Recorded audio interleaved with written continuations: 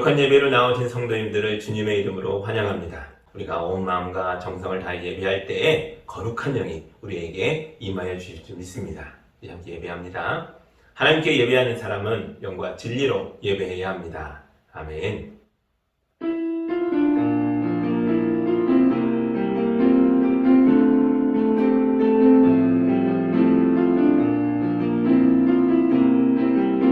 사랑의 하나님 아버지, 은혜를 사모하는 마음으로 성전에 나온 성도들의 머리 위에 거룩한 영으로 임재하여 주옵소서.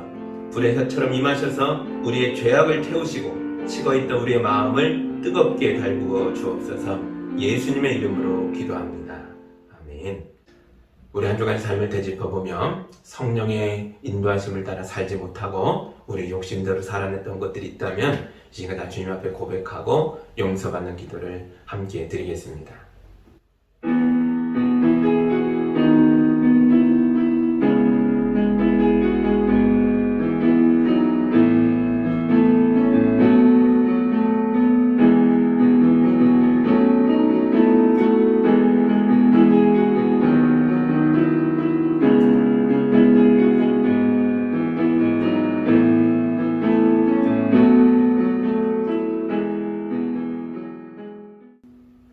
우리 주님이 주시는 용서와 치유와 화해의 말씀을 들으시기 바랍니다.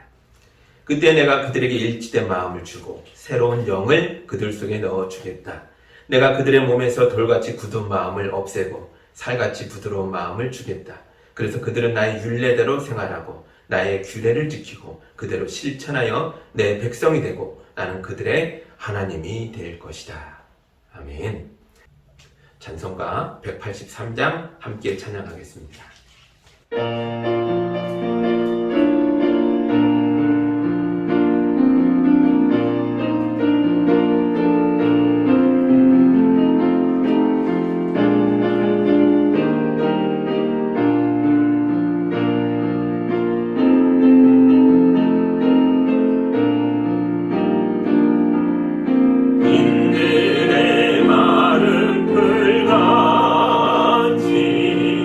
지금 나의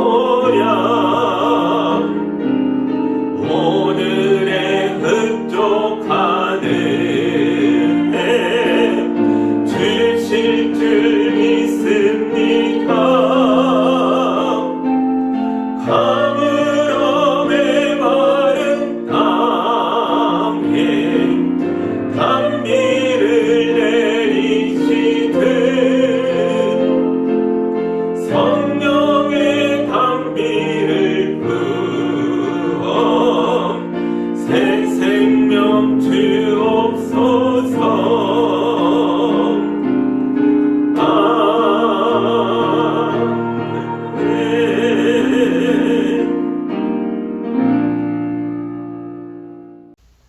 오늘 우리에게 주시는 하나님의 말씀은 마태복음 14장 13절에서 21절의 말씀입니다. 하나님의 말씀을 봉독할 때 함께 보시기 바랍니다. 예수께서 그 말을 들으시고 거기에서 배를 타고 따로 외딴 곳으로 물러가셨다. 이 소문이 퍼지니 무리가 여러 동네에서 몰려 나와서 걸어서 예수를 따라왔다. 예수께서 배에서 내려서 큰 무리를 보시고 그들을 불쌍히 여기시고 그들 가운데서 앓는 사람들을 고쳐주셨다.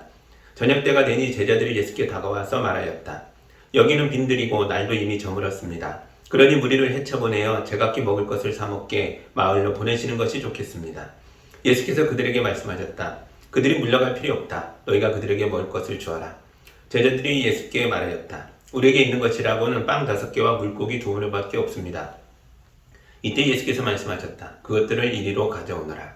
그리고 예수께서는 무리를 풀밭에 앉게 하시고 나서 빵 5개와 물고기 2마리를 들고 하늘을 우러러보시고 축복 기도를 드리신 다음에 떼어서 제자들에게 주시니 제자들이 이를 무리에게 나누어 주었다. 그들은 모두 배불리 먹었다. 남은 부스러기를 모으니 12광줄이 가득 찼다. 먹은 사람은 여자들과 어린아이들 외에 어른 남자만도 5,000명쯤 되었다. 아멘. 생각기도 합니다. 사랑의 하나님 아버지 감사합니다. 우리 예수님이 많은 사람들을 만나고 그들에게 아픈 걸 고쳐줄 뿐만 아니라 먹을 것을 주어서 배불리 먹게 하는 장면을 읽었습니다. 우리 삶에 많은 결핍이 있는데요. 우리 삶에 임하셔서 우리에게도 은혜를 내려 주옵소서. 예수님의 이름으로 기도합니다. 아멘. 휴가철을 맞아 여행 가는 분들이 많아졌습니다. 강원도로 가는 길들이 차들로 넘쳐나고 있고 공항에도 외국으로 나가려는 사람들로 인산인해를 이루고 있다라는 소식을 뉴스를 통해 보셨을 겁니다. 그런데 요즘 여행 트렌드가 많이 달라졌다고도 합니다. 예전에는 단체 여행객들이 많았는데 지금은 가족이나 친구끼리 소규모 자유여행을 많이 갑니다. 예전에는 사람들이 몰리는 유명한 관광지를 좋아했다면 지금은 다른 사람들은 모르고 나만 아는 장소에 가는 걸 더 좋아합니다. 복잡한 도시를 떠나 한적하고 외딴 곳에 가서 다른 사람들 눈치 안 보고 내 멋대로 편하게 쉬는 걸 원하는 그런 시대가 된 거죠. 그런데 막상 여행지에 가보면 우리와 똑같은 생각을 가지고 온 사람들이 잔뜩 와 있습니다. 한적한 곳인 줄 알았는데 그곳에도 사람이 바글바글하고 호젓한 산인 줄 알았는데 그곳에도 나무보다 사람이 더 많아 보일 때도 있습니다. 그럴 때 우리 입에서 저절로 이런 소리가 나오죠. 집 떠나면 고생이다. 역시 집이 최고다. 이런 말이 나올 때가 있습니다. 오늘 말씀을 보면 우리 예수님도 잠시 외딴 곳으로 물러가셨습니다. 그것도 배를 타고 호수 건너편까지 가셨습니다. 그런데도 많은 사람들이 예수님을 찾아왔습니다. 13절 다시 볼까요? 예수께서 그 말을 들으시고 거기에서 배를 타고 따로 외딴 곳으로 물러가셨다. 이 소문이 퍼지니 무리가 여러 동네에서 몰려 나와서 걸어서 예수를 따라왔다. 아멘.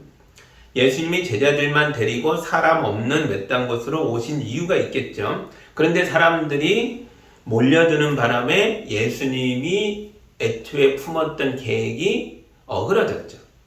저같이 보통 사람 같으면 안 되겠다 싶어서 타고 온 배를 다시 타고 다른 곳으로 갔을 수도 있겠죠. 그러나 우리 예수님은 그러지 않으셨습니다. 자기를 보려고 온, 그것도 걸어서 온 이 많은 사람들을 불쌍히 여기셨기 때문입니다. 14절입니다. 예수께서 배에서 내려서 큰 무리를 보시고 그들을 불쌍히 여기시고 그들 가운데서 앓는 사람들을 고쳐주셨다. 아멘. 사실 우리 예수님은 헤롯 왕을 피해서 외딴 곳으로 가신 것이지 결코 이 불쌍한 사람들을 안 보려고 배를 타신 건 아닙니다. 13절에서 예수님이 어떤 말을 들으시고 거기에서 배를 타고 떠나셨다 이렇게 되어 있는데요. 이때 예수님이 들으셨던 말이 무엇인지 여러분에게 들려드리겠습니다. 14장 1절에서 2절에 나옵니다. 그 무렵에 분봉왕 헤롯이 예수의 소문을 듣고서 자기 신하들에게 말하였다. 이 사람은 세례자 요한이다. 그가 죽은 사람들 가운데서 살아났다. 그 때문에 그가 이런 놀라운 능력을 발휘하는 것이다. 아멘.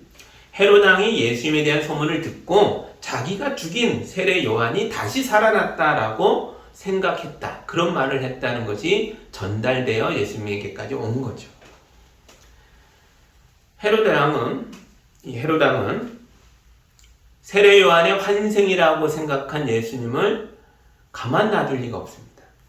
그래서 예수님은 헤롯의 부하들이 나타나기 전에 먼저 그곳을 떠나서 배를 타고 외딴 곳으로 가버리신 겁니다.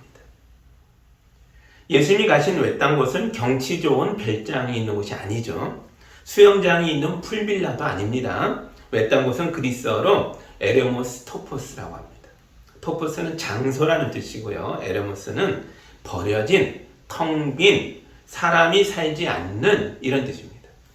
그러니까 예수님이 가신 외딴 곳은 버려진 장소, 텅 빈 장소, 사람이 살 수 없는 불모지 이런 의미입니다.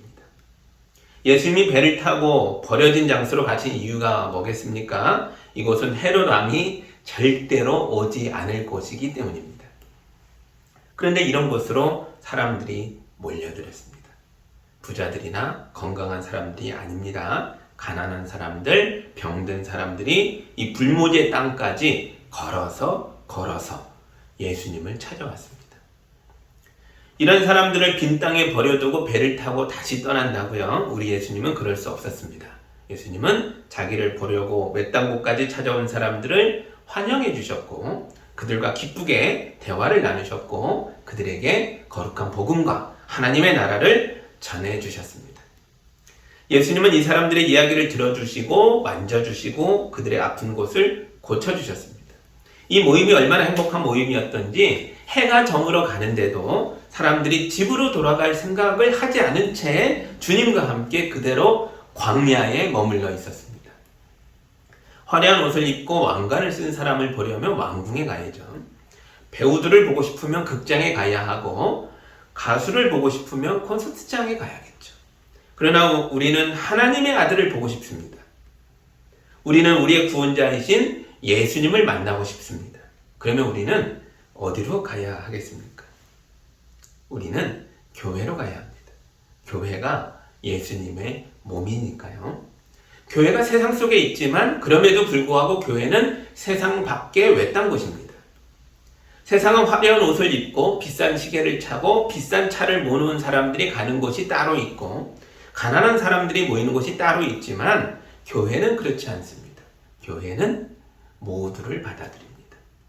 가난한 사람, 병든 사람, 마음이 깨진 사람도 편하게 올 수 있습니다. 몸에 문신을 새긴 사람은 어떻게 할까요? 올 수 있죠.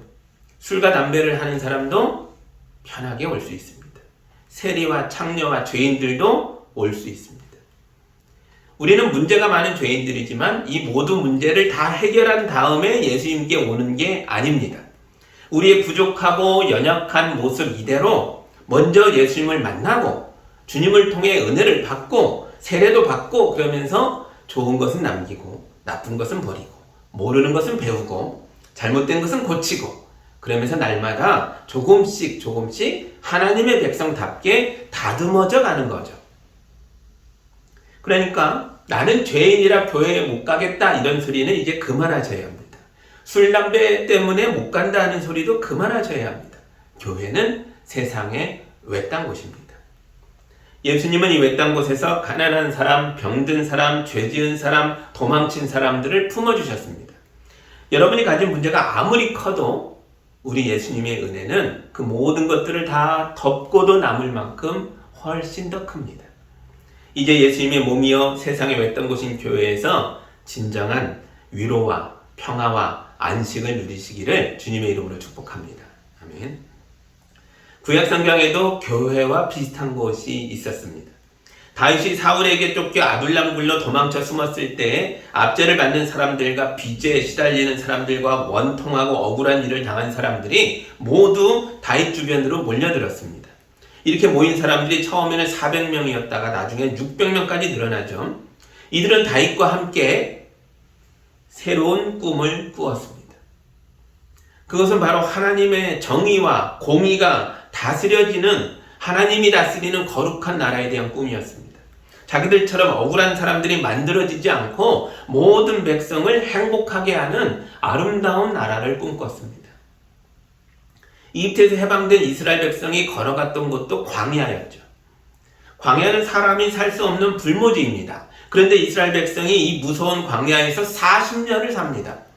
그런데도 그들은 광야살이 40년 동안 굶주리지 않았고 헐벗지도 않았습니다. 하나님께서 그들을 먹이고 입히셨기 때문입니다.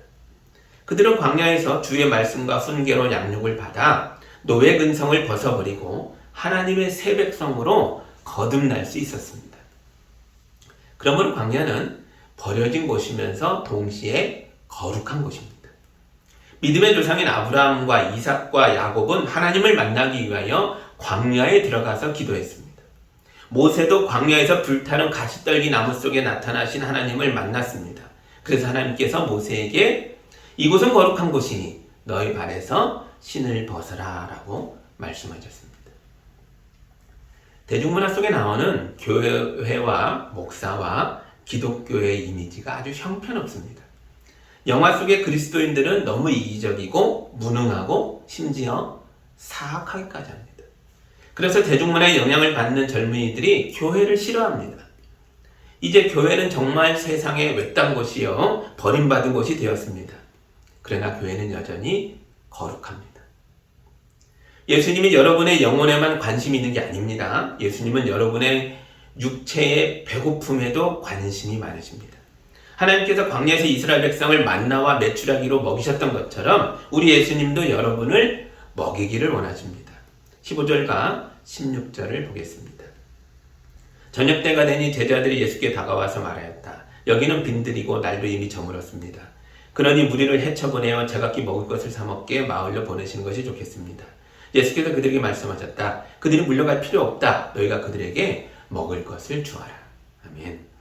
저녁때가 되어 날이 저물었는데 이 빈들에는 음식이 없습니다. 그래서 제자들이 사람들을 헤쳐 보내야 한다고 말합니다. 제자들의 제안은 굉장히 합리적인 것처럼 보이죠. 그러나 사실 이것은 아주 무책임한 말이었습니다. 지금 빈들에 모여있는 사람들이 어떤 사람들이었죠? 가난한 사람들, 병든 사람들입니다. 이런 사람들을 헤쳐보내서 각자 먹을 것을 알아서 구하라고 한다면 이 무리 중에 과연 몇 사람이나 제대로 식사를 할 수 있을까요? 대부분 아무것도 먹지 못하고 굶주리게 될 것입니다.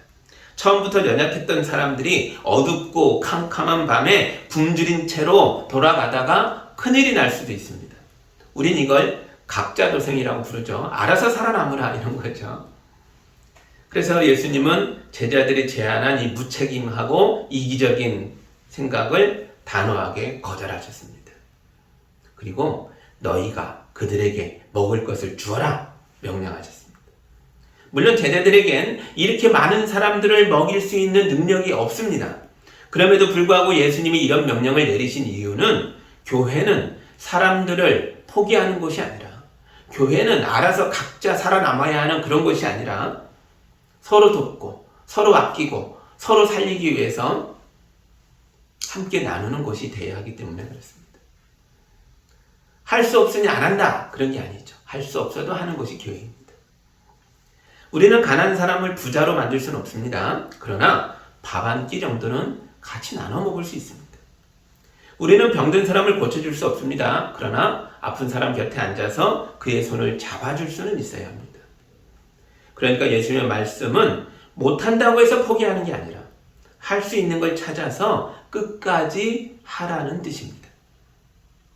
제자들이 예수님의 말씀대로 끝까지 포기하지 않고 사람들과 나눌 수 있는 음식을 찾아봤습니다. 그랬더니 빵 5개와 물고기 2마리를 찾아낼 수 있었습니다. 12제자들과 수천 명의 무리들 속에서 찾아낸 음식이 겨우 빵 5개와 물고기 2마리라니 도대체 이 사람들은 얼마나 가난한 사람들이겠습니까? 상상을 초월할 정도로 지독하게 가난한 사람들입니다. 제가 이 정도로 가난하다면 저는 저의 빵과 물고기를 내놓지 않았을 것 같습니다. 그런데 이 모임의 사람들은 예수의 말씀을 들은 사람들입니다. 예수님의 사랑과 은혜를 경험한 사람들입니다. 그래서 무엇인가 그들 속에서 변화가 일어나고 있었습니다. 그래서 어떤 사람이 빵과 물고기를 내놓은 거죠. 마태복음에서는 이 사람이 누군지 밝혀주지 않았지만 요한복음 6장을 통해서 우리는 이 사람이 작은 어린이였다는 걸 알고 있습니다. 예수님은 누군가에게는 목숨과도 같았을 그 빵과 물고기를 들고 하늘을 우러러보시고 축복기도 하셨습니다. 그리고 그것을 떼어서 제자들에게 주시니 제자들이 이를 무리에게 나눠줍니다. 그러자 기적이 일어났습니다. 어린이와 여자를 제외한 남자들만 해도 5,000명이 넘는 사람들이 모두 배불리 먹었는데도 부스러기들이 남았고 그 부스러기들을 모았더니 제자들이 가진 12 광주리를 가득 채웠습니다. 너희가 그들에게 먹을 것을 주어라. 제자들이 이 말씀에 순종했을 때, 아니 적어도 순종하려고 신용이라도 했기 때문에 이런 기적이 일어난 것입니다. 그러나 제자들이 순종하지 않았어도 기적은 일어났을 겁니다. 예수님은 이미 이 배고픈 무리에게 밥을 먹여야겠다고 결심하고 계셨으니까요. 대신 제자들만 주님이 거룩한 일을 행하시는 일에 쓰임받지 못했을 거죠. 우리는 하나님께 쓰임받을 기회들이 있습니다. 그러나 우리가 주의 요청을 거절하면 그 기회도 사라지는 거죠. 우린 세상의 외딴 곳인 교회에 먼저 와 있는 사람들입니다. 우리들을 위해서 세상에서 버림받은 사람들, 가난한 사람들, 병든 사람들, 배고픈 사람들이 우리 교회에 오고 있습니다. 우리에게는 이 사람들을 구원할 능력이 없습니다. 교회는 오직 하나님을 말하는 곳이고 구원은 오직 우리 하나님으로부터 오는 것이니까요. 그러나 우리 역할이 아주 없는 게 아니죠. 예수님은 우리 보고 이 사람들에게 먹을 것을 주라고 하셨습니다. 우리의 작은 친절, 작은 미소, 작은 돌봄, 작은 헌신이 바로 작은 어린이가 가져온 보리빵 5개요, 물고기 2마리인 것입니다. 예수님이 우리가 드린 이 작은 것들을 손에 드시고 하늘을 우러러보시며 축복하여 주실 것입니다. 그리고 우리가 예수의 이름으로 드리는 이 작은 것들을 서로 나눌 때 우리 교회에 속한 모든 사람들이 배가 부르게 되고 몸과 마음이 치유되어 새로워지고 거룩해지는 놀라운 기적이 날마다 일어날 것입니다. 무더운 여름날 무서운 소식들이 가득한 이 세상 속에 우리 교회가 서 있습니다.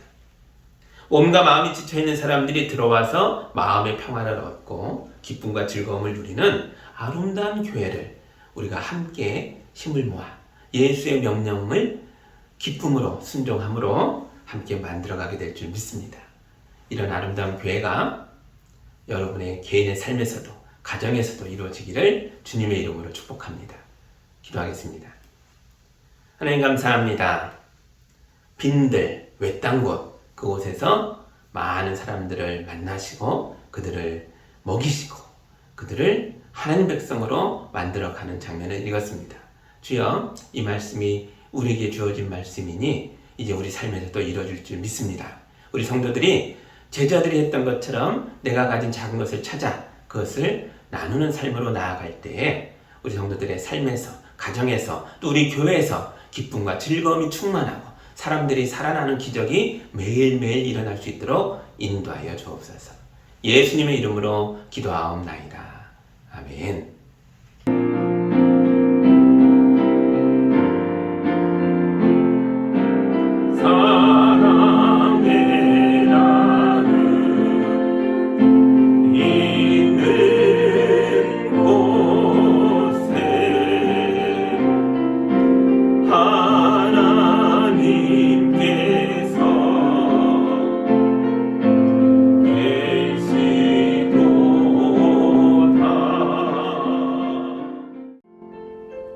사랑의 하나님 아버지, 우리 성도들을 축복하시고 이 땅에서 수고하고 애쓰는 모든 것들이 은혜의 열매가 되도록 인도하여 주셔서 감사합니다. 성도들이 거룩한 예물을 올려드렸습니다. 이 귀한 예물을 통해 영광 받아 주옵시고 주님의 교회가 든든히 세워지게 하시고 이 땅을 살아가는 어렵고 힘든 사람들을 위로하며 일으켜 세우고 도와주는 일에 거룩하게 쓰이게 하여 주옵소서. 우리 성도들 연약해지지 않도록 주님이 붙들어 주시고 건강을 잃은 자들을 회복시켜 주시고 마음이 무너진 자들을 은혜로 일으켜 세워 주시며 하는 일마다 복되게 열매 맺도록 축복하여 주옵소서. 예수님의 이름으로 기도하옵나이다. 아멘.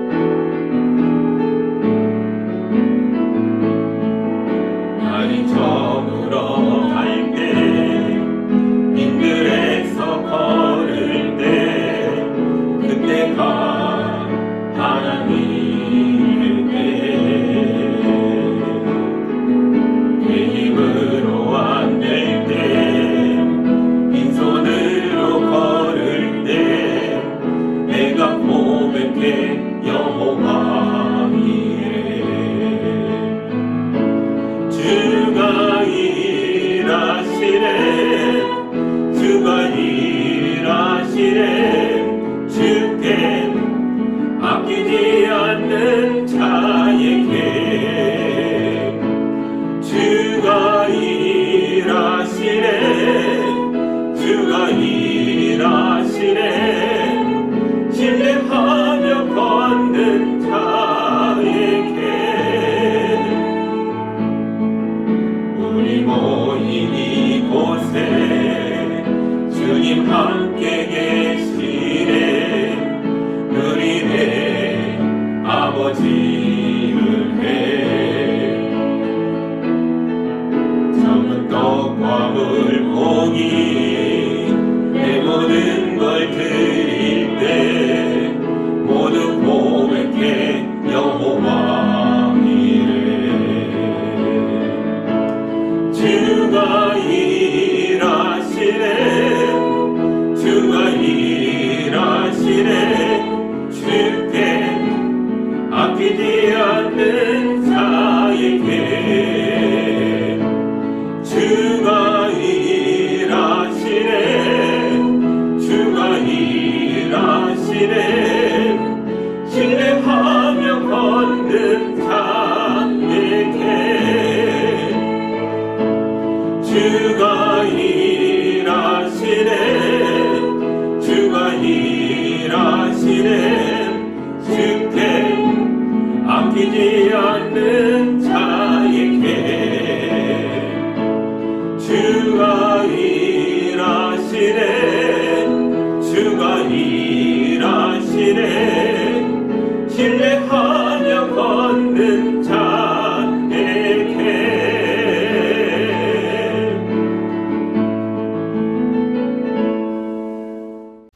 이제는 우리 주 예수 그리스도의 은혜와 우리 하나님 아버지의 크신 사랑과 성령님이 함께 하심이 주님 말씀에 아멘하고 담대하게 세상으로 나아가 주의 뜻을 펼치는 성도들 위해 이제로부터 영까지 함께 하기를 간절히 축원하옵나이다.